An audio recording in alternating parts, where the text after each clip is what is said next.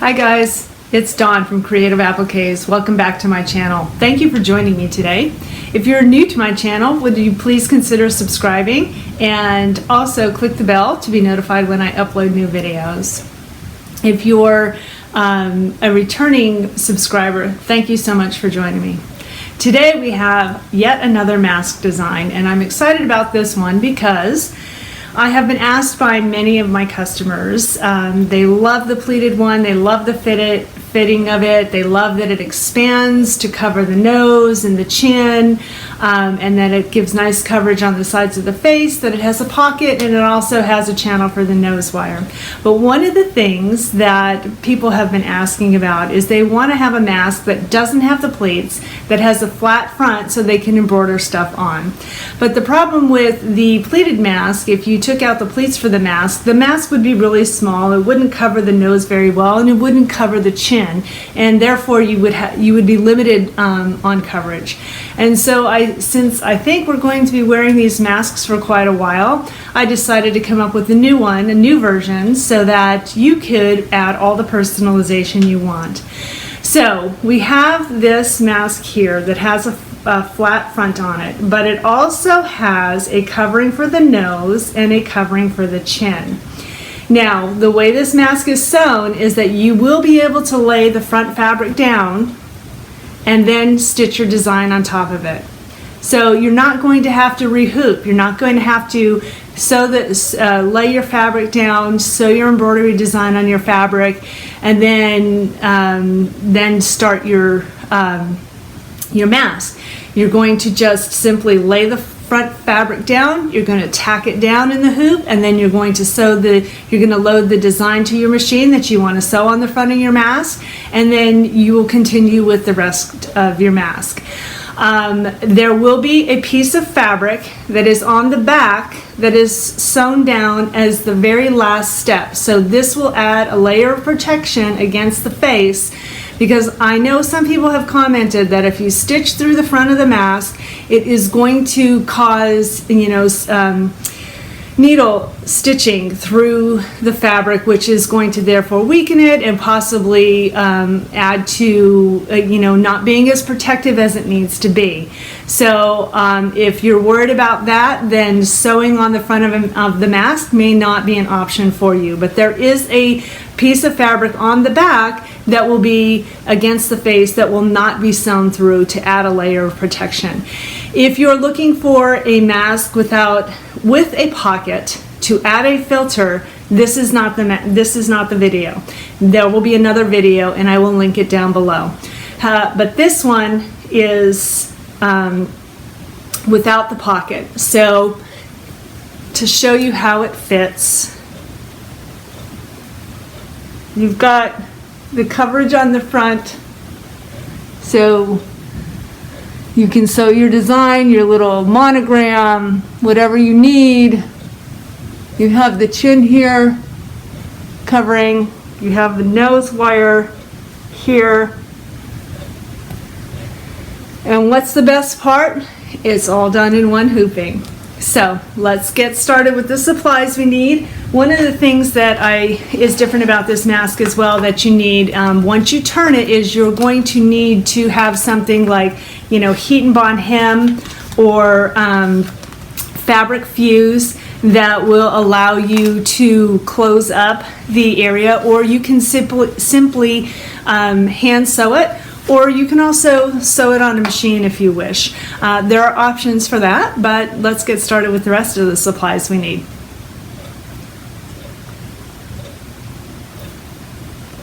Okay, let's talk about the supplies we're going to need now. So you're going to need your fabric. You can do all one color or whatever you choose, but a good 100% cotton quilting fabric is the best. So you're going to need your fabric. You're going to need some elastic or hair ties or something, shoelaces, bias tape, t-shirt, cut up tights, something that will allow you to tie the mask on. This is 30 inches, and I like to do this because I like it wrapped around the back of my neck and head. You're going to need a rotary cutter if you like that, or just regular scissors. You're going to need scissors to cut at the end. I like to use the pinking shears because that helps with the fabric not fraying. And you're going to want some tape to tape down the pieces of fabric when it's you're laying down the fabric on the hoop. And this I like is painter's tape. And then these are not necessary, but something to string the elastic through the sides. So I like to use these hemostat forceps, which lock in right here when you're trying to pull through. And then you'll want to print out the instructions so you know what size to cut the pieces of fabric. We are not going to go over every piece of fabric that we need to cut, because the design file contains 4 different sizes: small, medium, large, and extra large. I suggest, and these are only suggestions, the small size mask is good for children 3 to 7. The medium size mask is good for children 8 to 12. The large mask is good for older teenagers and ladies. And then the large mask is good for men. But again, it is very personal the way people like masks to fit. So that is something that each individual will have to decide for themselves. Now let's get to prepping the fabrics. So of course you're going to need an iron. So piece A, we don't need to do anything with piece A or piece B. Okay, piece A is going to be the front of the mask. Piece B is going to be the back of the mask. The reason why I use different color fabrics is so it's easier for you when I am sewing the design in on the hoop, so you can kind of see the different colors of fabrics that it's just easier for you to see the way it's being stitched out. So piece A is the front piece of the mask. That will be the front of the mask. Piece B will be the back of the mask. Piece C is going to be the top part that goes up above the nose and is going to contain the nose wire. So we're going to take it and we're going to place it right side down, and we're going to fold it in half. So this is the width of it. We're going to fold it in half and then press. So wrong sides together, right side out. That's piece C for the nose. Piece D is for the chin. Again, we're going to do the same thing. We're going to flip it over so right side is down, fold it in half, and we're going to press it so the wrong sides are together. That is piece D. All of the pieces for the C piece are 3 inches wide. So we want to make sure that this is the 3 inches wide part, and so the part we're dealing with is the height part. So I'm doing the large mask, and so these are 3 inches wide by 4 inches high. So right now it's 3 inches wide. So I'm folding it in half height-wise and just putting a little press there with my finger so I can open it up and see. Now I'm going to fold the top and the bottom in to meet up to the center fold there, and now press. And now I'm going to open that up, fold it again, and press. And I'm going to do the same thing for the top part and press. And now I'm going to take the 2 raw edges, so this is, you know, the top and the bottom of it, and I'm going to flip it, fold it in half, wrong sides together, and press. Now I will do the other piece. So right side down, fold it in half, height-wise, press it with my finger, open it up,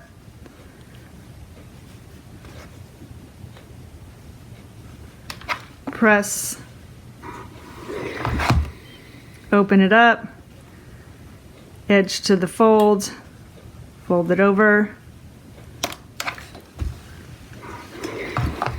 open it up, edge to the fold, fold it over,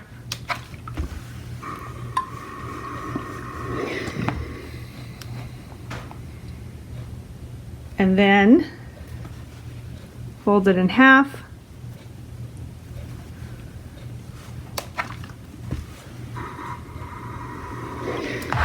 And I like to just take some of my little quilting clips here, and until I'm ready to use it, just clip it so it kind of it holds it together a little bit better. This is not necessary, but it's just a little preference I like so that I could have it ready.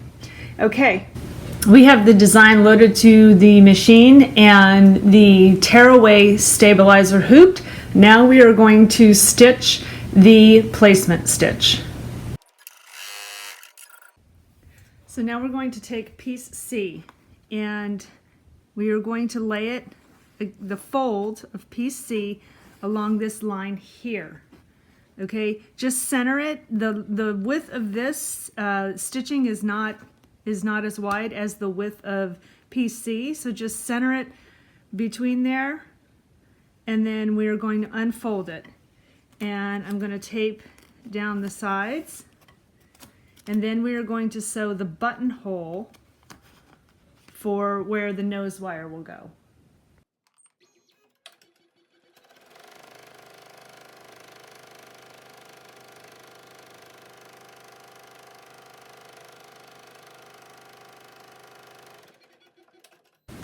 So now that it's sewed the buttonhole, what I like to do is I like to get my seam ripper in there and open up the buttonhole. And I do this now because it's easier to go through just the one layer. So just very gently cut through the stabilizer and the fabric. Now that we have done that, opened up the slit in the buttonhole, I'm now going to fold it on the where we pressed it, and I'm going to tape it down, and the next thing to stitch is going to be the channel for the nose wire.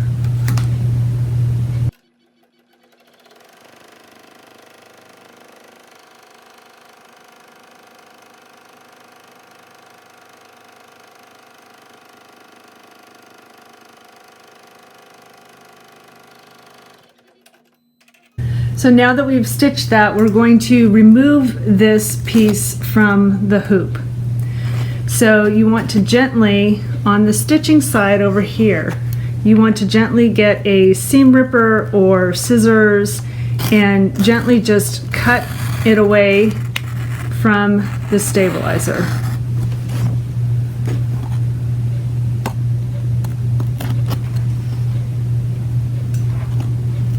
We want to be careful that we don't cut too much over here, because this is where the rest of the mask is going to sew.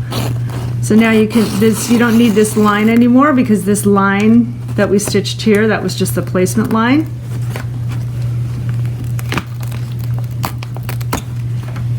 And now we're going to sew the placement for the mask.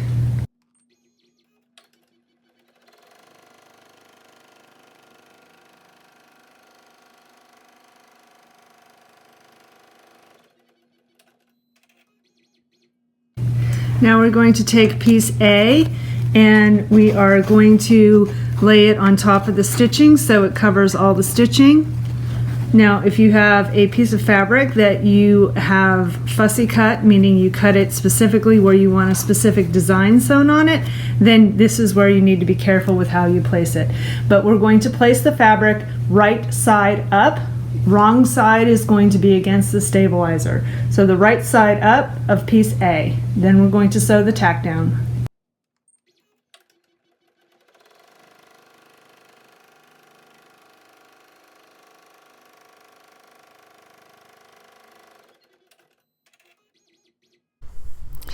Now that we've tacked down the fabric for the front of the mask, if you are going to sew a monogram or a design on the front of the mask, now is the time to sew that design.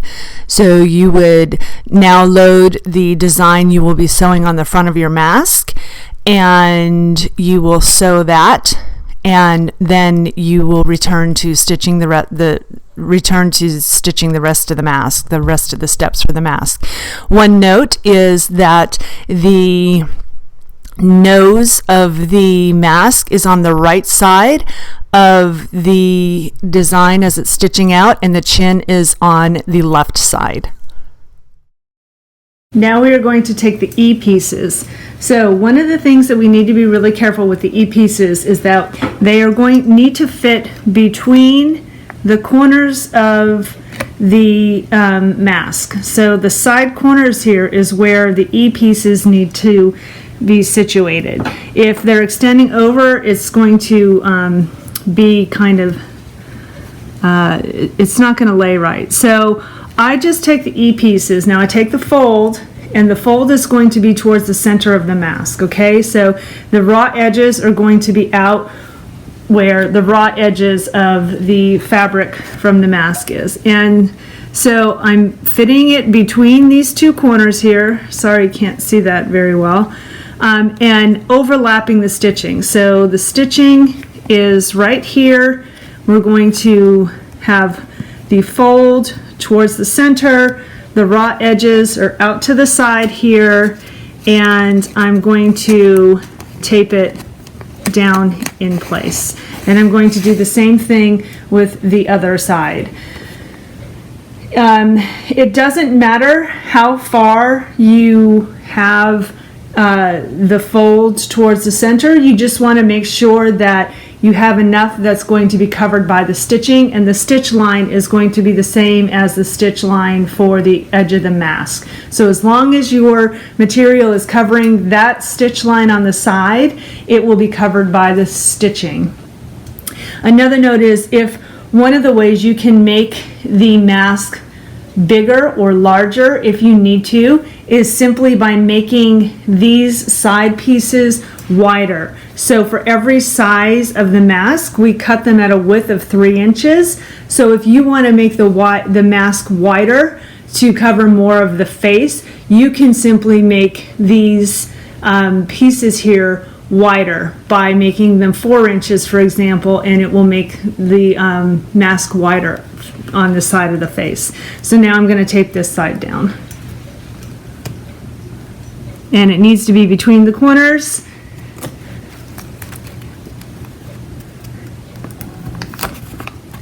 So the fold is towards the center for both of these, and I like to use the painter's tape because it tears away really easily. It will be stitching over it, but you'll see how easily it tears away when I tear it away. Now I'm going to sew down the side pieces.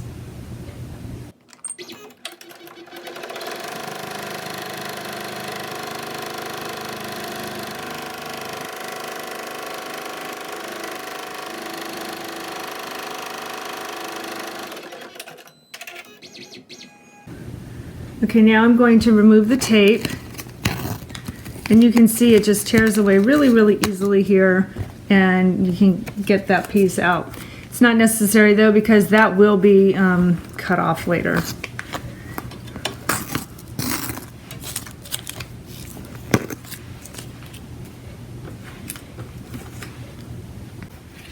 Okay, so now we're going to take the C piece. This is the piece that we sewed the buttonhole in here, okay? So one of the things that when we sewed the side pieces on, there's this little box that's sewed right here. This is to show you the placement of where to place piece C and D. So right now, we're going to take piece C, that has the buttonhole on, and we're going to place the buttonhole down. So we're going to take the fold of piece C, and we are going to line it up on this line right here and this line right here, and the buttonhole is going to be down. Just center it, the fabric in the hoop, and then tape it down. And now we're going to stitch that.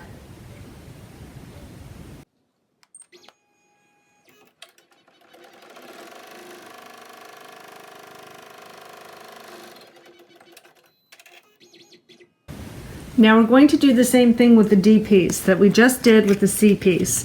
So we have the corner here and the corner here, and we are going to take the fold from piece D and we're going to align it up against those parts that stick out, and then we're going to tape it down and stitch the D piece just like we did piece C.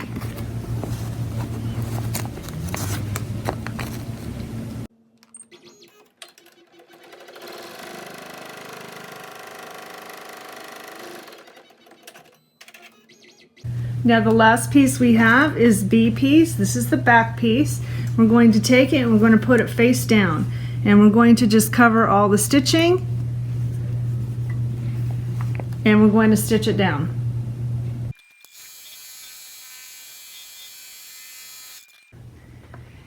Okay, we have finished sewing. Now we just need to tear it away from the stabilizer.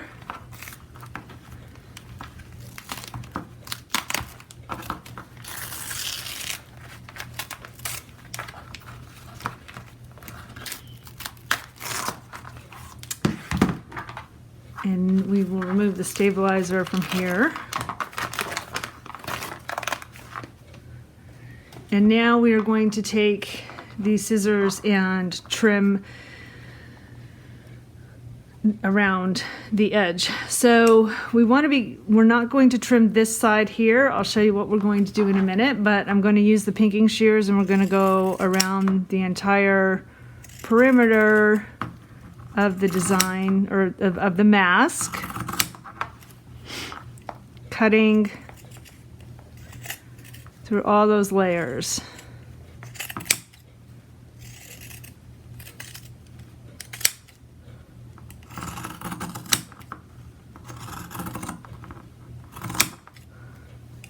And we want to cut across the corners here so it will lay nice.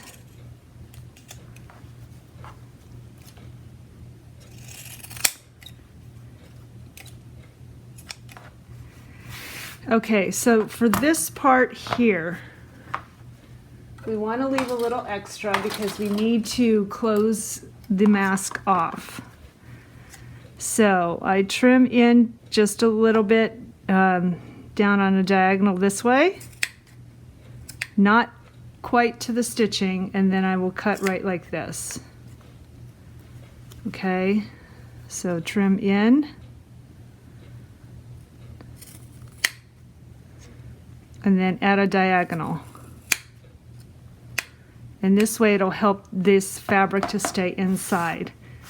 One of the things I forgot to mention at the beginning is you're going to need something to close this up. You can either hand stitch it, or you can use heat and bond hem or fabric fuse or some kind of fusible glue, something that could close up the hole that once we turn it. Okay, so now we're going to turn the mask.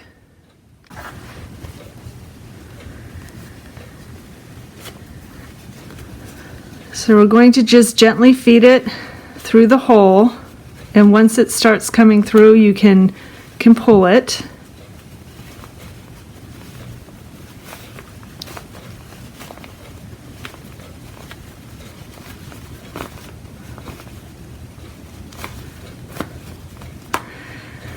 So before I turn it though, so I've turned it inside out, but now I have the nose and the chin part. So now I want to take this part here and I'm going to fold it in, and I'm going to fold the back in. And this is where you want to place the heat and bond light or the fabric fuse, anything you have, the glue, or you can hand sew it.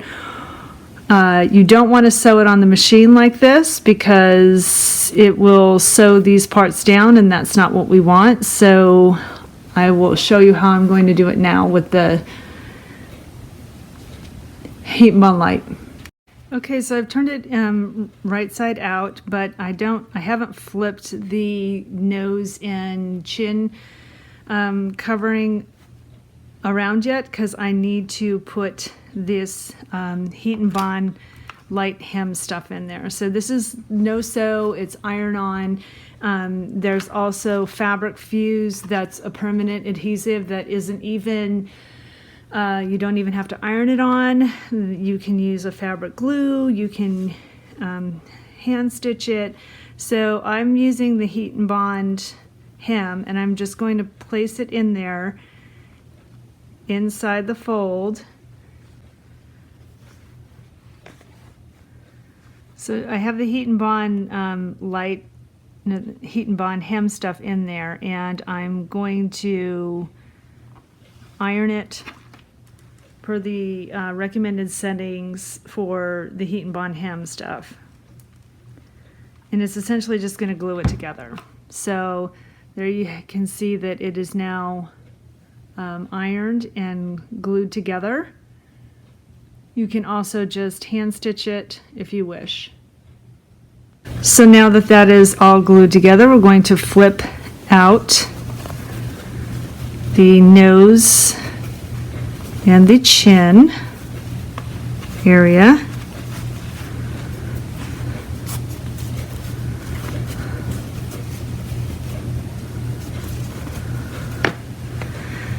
And we're going to give it a nice press.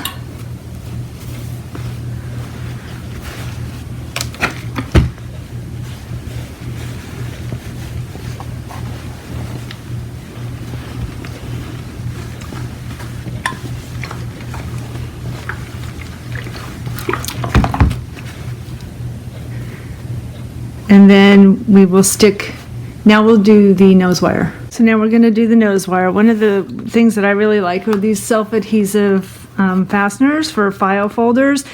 They are great because they are kind of a nicer, stiffer plastic than say a pipe cleaner or something, some of the other metals that there are. So that just slid right in there very nicely. And if you have a channel that's not as wide, they're very easy to cut with scissors, and they give a nice band-in structure to a nice seal.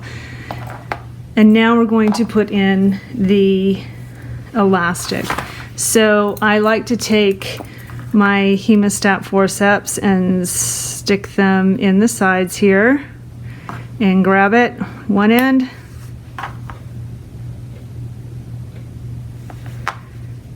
and then the other end,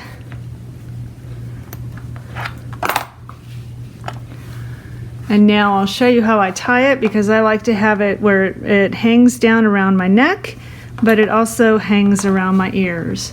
So I essentially take the longer part and go around here, around that way. So I make a U and then come back up through the hole and tie it. Okay, so I take it the shorter end and I make a circle. So I go under the neck, under itself, back through the hole, and then pull it. And what I like about this is it makes it adjustable so that you can adjust around the ears if you need. And there you go. That's the mask that you can use now if you want to embroider something on the front of a mask, the flat mask there.